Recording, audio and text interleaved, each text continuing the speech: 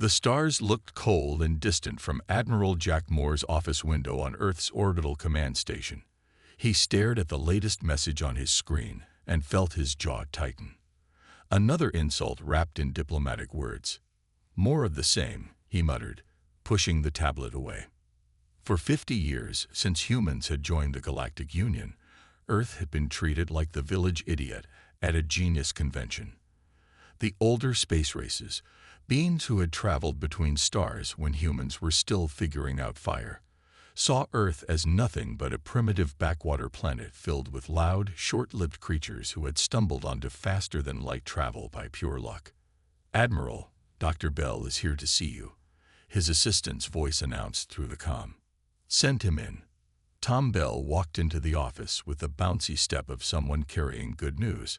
His wild gray hair stuck out in all directions, and his eyes sparkled with the special madness that only truly brilliant scientists possessed. "We did it, Jack. Project Looking Glass works." Bell slapped a data drive on the desk. "The test runs confirm everything. Every single prediction was correct." Moore picked up the drive carefully, as if it might explode. "You're telling me we can actually access the seventh dimension? Not just in theory. Better than that. We can use it." Bell dropped into the chair across from Moore's desk. "The ship is ready. The Pioneer can do everything we hoped for and more." Moore leaned back, letting the weight of this news sink in. Project Looking Glass had been Earth's biggest secret for 15 years.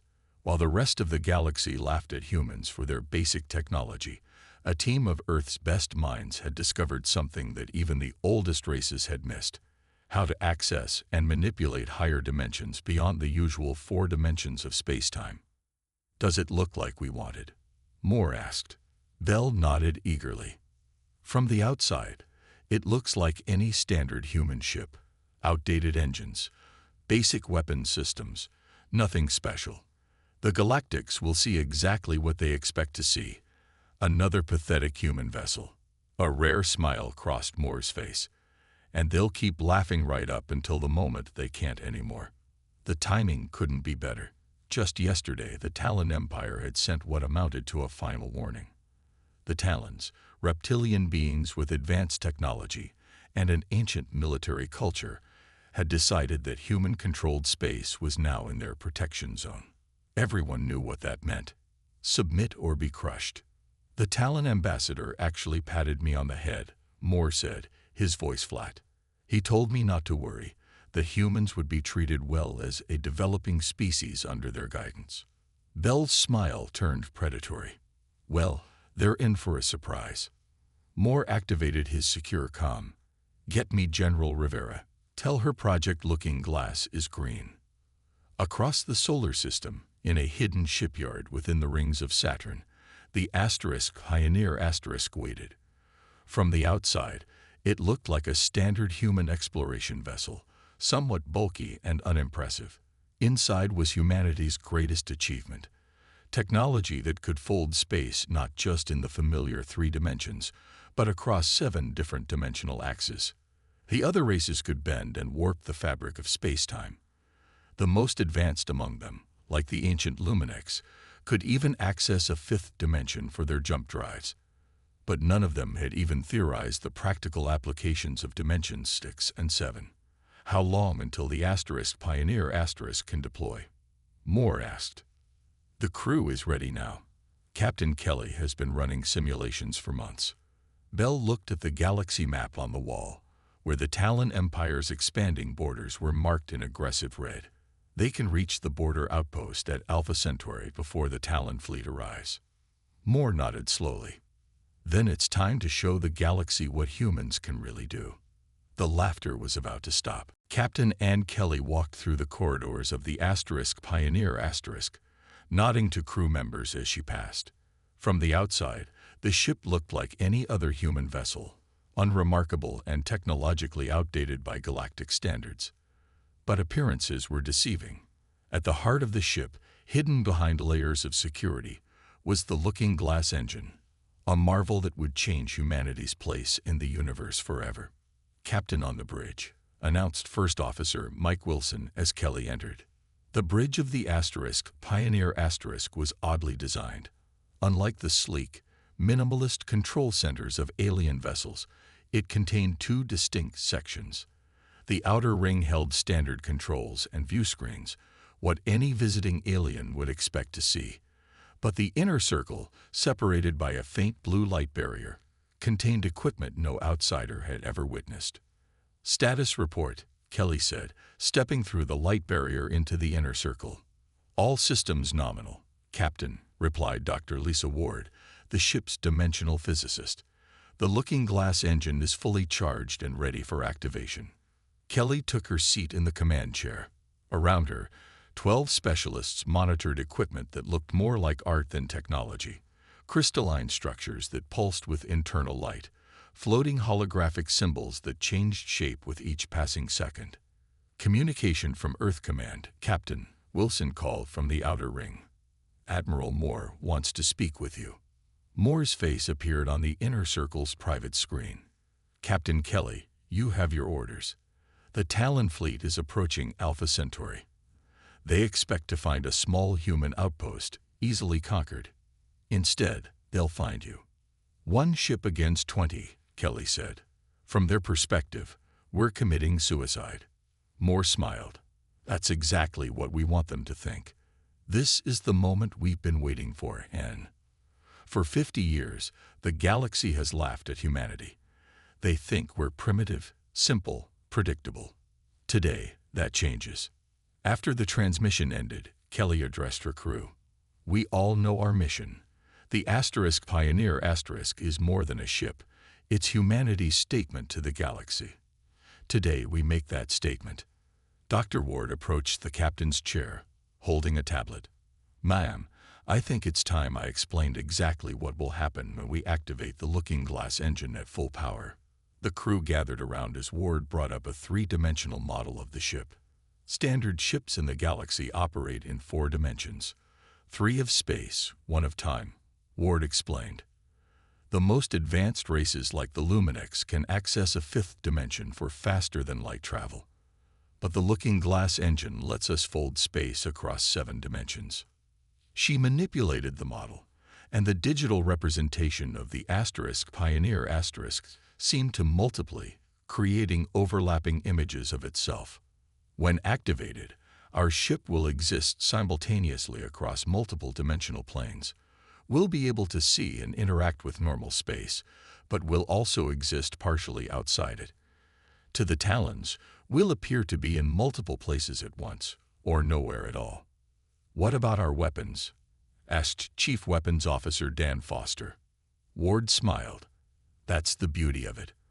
Our standard weapons would be useless against Talon shields, but fired from the 7th dimension, our energy beams will bypass their defenses completely. Their shields are designed to work in normal space. They can't stop what's coming from outside it." The Pioneer entered the Alpha Centauri system right on schedule. The small human outpost on the 3rd planet sent a desperate message. "Talon fleet approaching.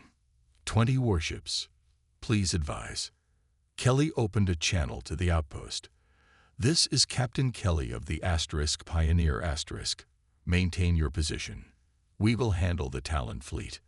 There was a long pause before the outpost commander replied, his voice filled with disbelief. "You're 1 ship. How can you possibly?" "Trust me," Kelly said.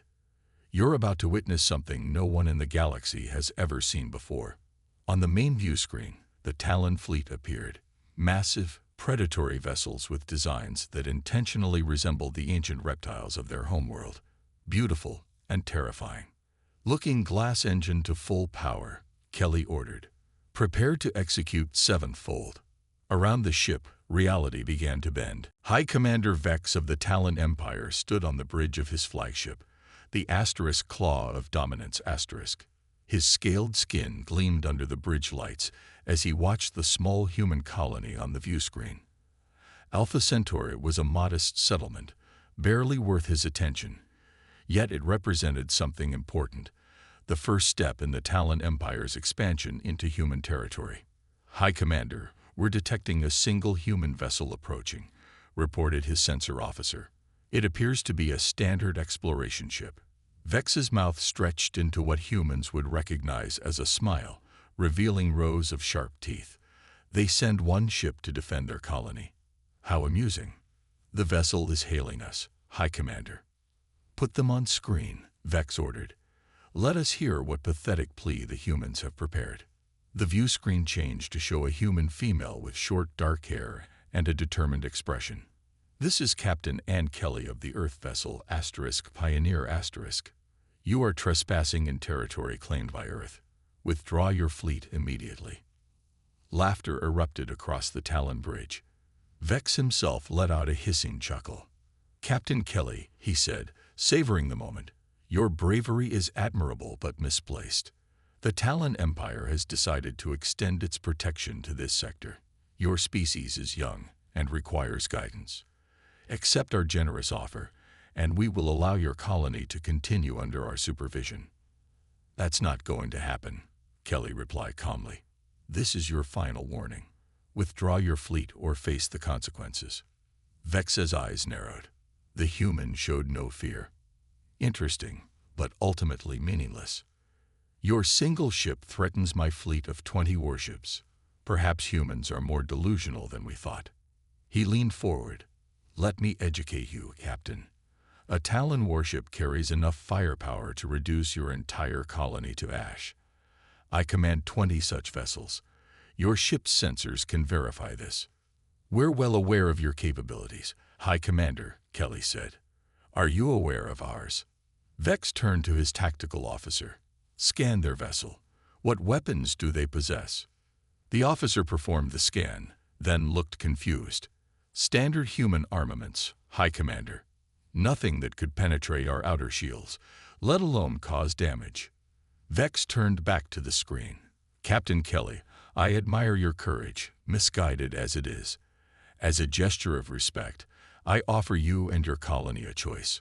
Surrender now, and your people will be treated well under Talon protection. Resist, and we will make an example of your ship before destroying your colony." "We decline your offer," Kelly said simply. Vex slammed his clawed hand on his armrest. "Then you have chosen destruction. Your death will teach other humans the price of defiance." He cut the transmission and turned to his weapons officer. "Target their vessel. Full disruptor barrage. I want it destroyed completely. Show the humans what happens when they challenge the Talon Empire." Throughout the Talon fleet, weapons powered up, targeting systems locked onto the small human ship that drifted, seemingly defenseless, against the backdrop of stars. Back on the Pioneer *, the crew watched the Talon fleet's movements on their screens. "They're powering weapons," Wilson reported from the outer ring. "All 20 ships are targeting us." Inside the blue barrier of the inner circle, Captain Kelly remained calm. "Just as we expected.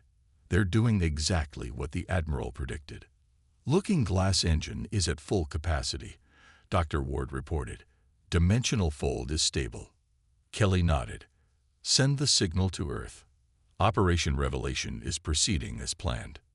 Light years away on Earth, Admiral Moore received the message. He turned to Dr. Bell, who had barely slept since the mission began. "They took the bait," Moore said.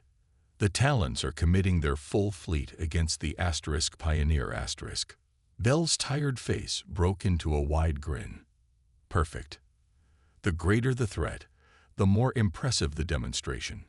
Moore looked at the tactical display, showing the positions of the human ship and the Talon fleet. "The galaxy has laughed at humanity for 50 years, he said quietly. "After today, no one will laugh again."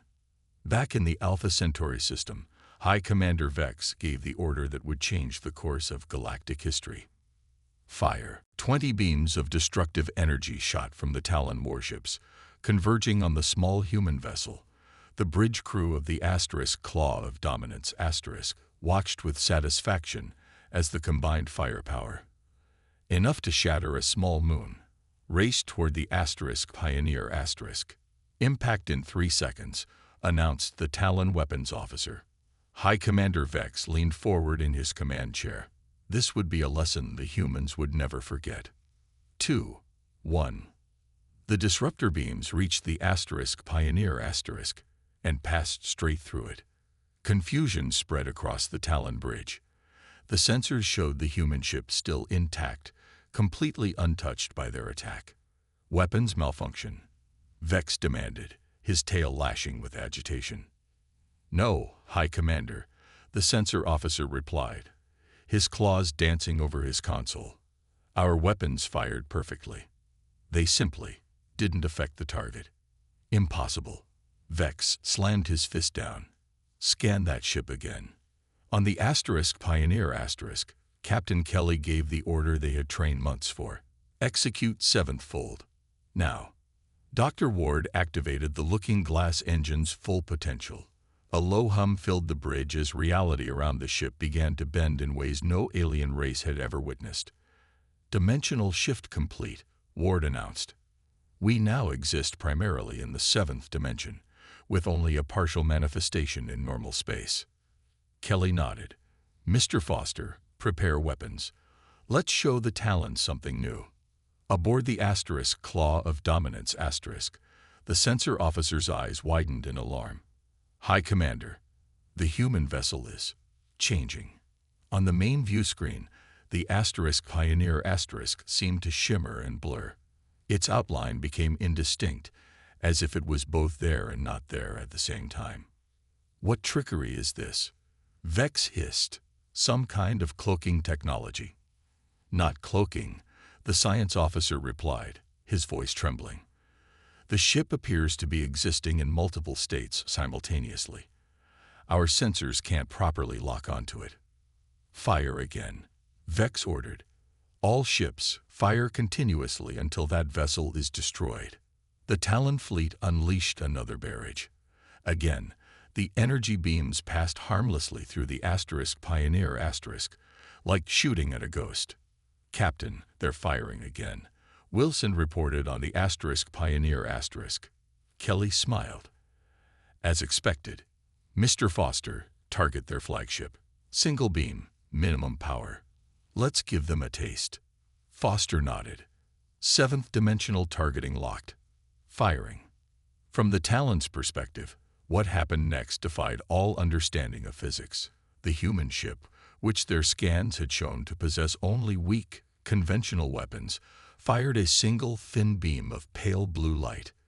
The beam seemed to bend in impossible ways, following a path that curved through dimensions invisible to Talon sensors. When it reached the Claw of Dominance it passed straight through the ship's legendary shields, as if they weren't even there. A small explosion rocked the Talon flagship as the beam struck its port engine. Damage report. Vex shouted, struggling to maintain his balance. Port engine offline, came the shaken reply. Their weapon. It bypassed all our shields completely. This is impossible.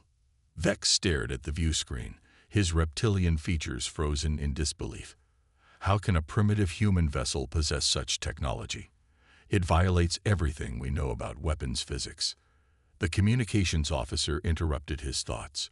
High Commander, the human ship is hailing us again. Vex straightened his posture. He would not show weakness before a human. On screen, Captain Kelly appeared, looking exactly as she had before. There was no triumph in her expression, only calm determination. That was a demonstration. High Commander Vex, she said. A single shot from our lowest power setting. We targeted your engine deliberately to avoid casualties. Our next shot will not be so merciful. What technology is this? Vex demanded. No human ship should be capable of penetrating Talon shields. You're right, Kelly replied. No normal ship operating in standard dimensions could do that. But we've moved beyond standard dimensions. Your shields exist in 4-dimensional space. We're attacking from the 7th dimension. She leaned forward. Now, I'll repeat my earlier request. Withdraw your fleet from human space immediately. For the first time in his long military career, High Commander Vex felt something unfamiliar. Fear. Silence gripped the bridge of the Claw of Dominance High Commander Vex's scales had paled to a light gray, a sign of extreme stress in Talon physiology. His officers stared at their screens, trying to make sense of what they were witnessing. High Commander, his tactical officer whispered, the human vessel is multiplying. On their view screens, the Pioneer seemed to split into 3 identical ships, then 5, then 12. But sensor readings indicated they were somehow all the same vessel, occupying the same space but slightly out of phase with normal reality. Impossible, breathed Vex, but he could see it with his own eyes. In the Talon War College, military leaders taught that the most dangerous moment in battle was when you discovered your enemy possessed capabilities you didn't understand. This was that moment. On the Pioneer Dr. Ward monitored the dimensional shifts with intense concentration. The 7th dimensional fold is stable, Captain. We're maintaining multiple phase state projections across the battlefield. Good, Kelly replied. Let's increase the pressure. Mr. Foster, target 2 more ships. Weapons systems only. Foster nodded. Targeting from 7th dimensional coordinates. Firing. Aboard the 2nd largest Talon vessel, the Fang of Conquest Commander Seibel watched in horror as a beam of energy materialized inside their weapons bay, not passing through the hull, but simply appearing as if it had always been there. The explosion knocked him to the floor. Weapons systems destroyed, his second-in-command reported in disbelief. They didn't break through our shields. They bypassed them completely. A similar fate struck the Talon's Glory as its main disruptor array exploded without warning. High Commander Vex stared at the damage reports flooding his console. 3 ships disabled without their shields even being tested. His communications officer was shouting that multiple fleet commanders were demanding answers, asking how to fight an enemy that could seemingly ignore all defenses.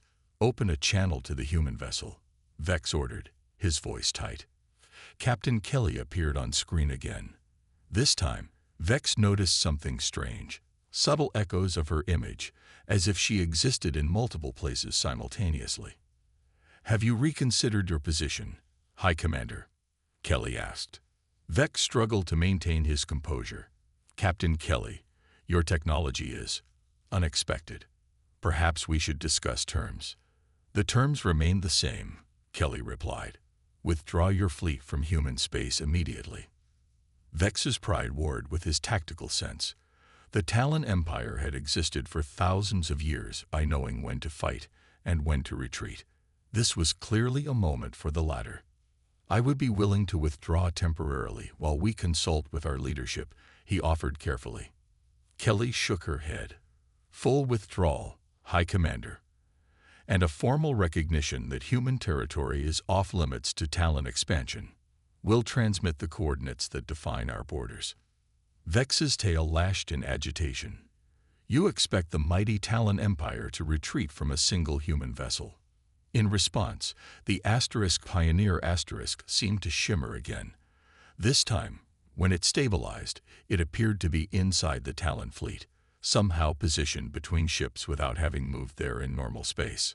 On the bridge of the Claw of Dominance warning alarms blared as sensors detected the human ship less than 100 meters from their hull. How did they, Vex began, but his question died as he saw tendrils of blue energy extending from the Pioneer gently touching his ship's hull. The tendrils passed through the shields as if they weren't there. Captain Kelly's voice came through again, calm as ever. High Commander, we are now directly interfacing with your ship's power systems from the 7th dimension. We could shut down your entire fleet with a thought. This is your final opportunity to withdraw peacefully. In his long career, Vex had never faced such a decision. The dishonor of retreat against a single ship balanced against the certainty of defeat against an enemy who could ignore their most advanced defenses. He straightened his spine and made the only rational choice. Attention all Talon vessels, he announced over the fleet-wide channel. This is High Commander Vex. We are withdrawing from this system immediately. All ships, set course for Talon space. As the mighty fleet began to turn away, Vex looked once more at the human captain on his screen. "This is not over, human," he said quietly. Captain Kelly nodded. "No, High Commander, it's just beginning." News of the encounter at Alpha Centauri spread across the galaxy faster than any ship could travel. At first, many species refused to believe the reports. The idea that humans, the bumbling newcomers who had barely mastered basic interstellar travel, had developed technology that could operate beyond the fifth dimension seemed impossible. Talon propaganda, declared the Luminex High Council, obviously designed to excuse their retreat from a minor skirmish. Sensor malfunction, suggested the Vorton Science Academy. Mass hallucination is more likely than humans mastering seventh-dimensional physics. But High Commander Vex had sent complete sensor logs to the Galactic Union. Despite attempts to suppress the information, copies leaked to every major species. Soon, the evidence became impossible to ignore. On the Galactic Union's massive space station, a ring-shaped structure where representatives from 200 species conducted diplomatic business, the mood shifted from disbelief to concern. Ambassador Joe Turner of Earth walked through the grand hallway toward the emergency council meeting. For years, he had endured snide comments and dismissive glances from the representatives of older spacefaring races. Today, those same representatives stepped aside as he passed, their expressions careful and neutral. The council chamber was packed. Normally, human matters were scheduled during low attendance periods. Today, every seat was filled, and additional observers crowded the upper galleries. The union moderator, a tall, blue-skinned Andari, called the session to order. "We are gathered to discuss recent events in the Alpha Centauri system. Ambassador Turner will present the human perspective." Turner approached the speaking platform. The room fell completely silent, something he had never experienced before. 3 days ago, Turner began. A Talon battle fleet attempted to annex a human colony. They were turned back by a single Earth vessel demonstrating technology previously unknown to the galactic community. The Talon representative hissed softly but didn't interrupt. "For 50 years," Turner continued, "humanity has been treated as a primitive species barely worth notice. Our requests for fair treatment were ignored. Our warnings about Talon aggression were dismissed. The Galactic Union refused to enforce its own charter when it came to protecting human interests." He paused, looking around the chamber. "So we protected ourselves." The Luminex ambassador, a being of shimmering light named Zal, spoke up. "Ambassador Turner, the sensor logs from the Talon fleet suggest your vessel was manipulating dimensions beyond the fifth. The Luminex are the acknowledged masters of dimensional physics, and we have found accessing the sixth dimension theoretically possible, but practically impossible." Turner nodded. "Yet the Pioneer accessed the seventh dimension. Perhaps the Luminex don't know everything they believe they know." A shocked murmur ran through the chamber. No one spoke to the Luminex that way. The Vorton representative, a crystal-based being named Quartz, joined the conversation. "How long has Earth possessed this technology? Why was it hidden from the Union?" Turner allowed himself a small smile. "Would you have shared it if you developed it first? We kept it secret for the same reason any species advances in private, to protect ourselves in a galaxy that has never shown us respect." Back on Earth, Admiral Moore and Dr. Bell watched the Council proceedings via secure transmission. The control room at Luna Base was filled with military and scientific leaders, all focused on the diplomatic drama unfolding. "He's handling it perfectly," Moore said. "Not apologizing, not threatening, just stating facts." Bell nodded. "The technical data we've allowed to leak is carefully selected. They know enough to be worried, not enough to copy our work." At the council, the Talon representative finally spoke. "The actions of the human vessel were an act of war against the Talon Empire. We demand." "You demand nothing," Turner interrupted, his voice suddenly hard. "Your fleet invaded human space with intent to conquer. We defended ourselves with minimal force. Be grateful we chose restraint." The Talon representative fell silent, his scales flushing dark with anger. The Andari moderator stepped in. The Union must consider the implications of this new technology. Ambassador Turner, will Earth share its dimensional research with the Union scientific community? Turner's answer was measured and calm. Earth is open to scientific cooperation with species that demonstrate respect and peaceful intentions. The days of treating humanity as a galactic joke are over. The laughter had indeed stopped. 1 month after the Alpha Centauri incident, Admiral Jack Moore stood in Earth's newly upgraded diplomatic chamber. The circular room had been redesigned to host the most important gathering in human history, the first Galactic Summit on Earth. Moore watched through the large windows as alien ships arrived in Earth orbit. Not standard diplomatic vessels, but flagships, the most impressive vessels of each major galactic power. They came not as casual visitors, but as respectful equals seeking alliance with humanity. "Quite a change," said Ambassador Turner, joining Moore at the window. "Last year, we couldn't get a minor trade representative to visit Earth. Now we have the leaders of 17 galactic powers arriving personally." Moore nodded. Fear and respect often look similar from a distance. The Pioneer had returned to Earth as a celebrated hero ship. Captain Kelly and her crew were lauded as the people who had changed humanity's place in the galaxy forever. But behind closed doors, Earth's leadership debated their next steps carefully. "They're ready for you, Admiral," an aide announced. Moore straightened his uniform and entered the main chamber. Representatives from the most powerful species in the galaxy turned to face him. Luminix, Vorton, Andari, and even the Talons. The air tingled with tension and anticipation. "Welcome to Earth," Moore began, his voice strong and clear. "For the first time, you see us on our terms, in our home, as we truly are." The Luminix ambassador, Zal, spoke first. His light form pulsed with each word. "The Luminix Confederation offers a formal technology exchange program. We are particularly interested in your dimensional research." Several other representatives quickly made similar offers, each trying to outdo the others with promises of trade deals, military alliances, and scientific cooperation. Moore listened patiently until they finished. Then he looked at each alien representative in turn before responding. "For 50 years, humanity extended the hand of friendship, and you treated us as children. We sought fair treatment, and you laughed. Now that we've demonstrated one advanced technology, suddenly we're worthy of your attention." He paused, letting his words sink in. "Humanity does not seek dominance or revenge. But we will no longer accept second-class status in galactic affairs. The looking glass technology is just one of several advancements we've developed in isolation." This wasn't entirely true. The seventh dimensional technology was humanity's one true breakthrough. But the aliens didn't need to know that. High Commander Vex, representing the Talon Empire, stepped forward. "The Talons respect strength.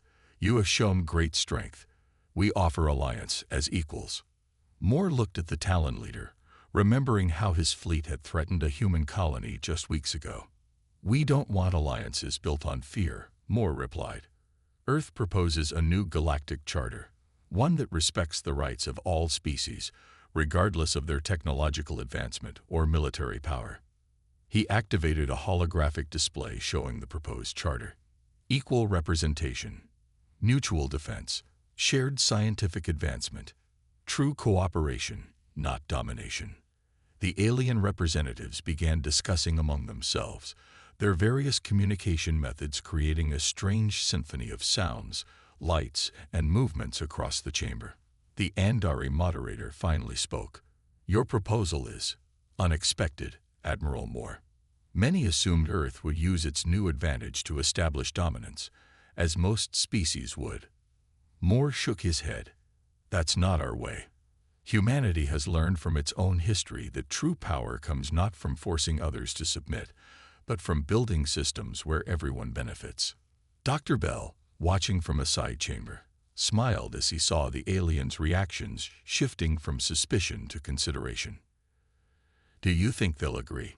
asked a young scientist beside him. They don't have much choice, Bell replied.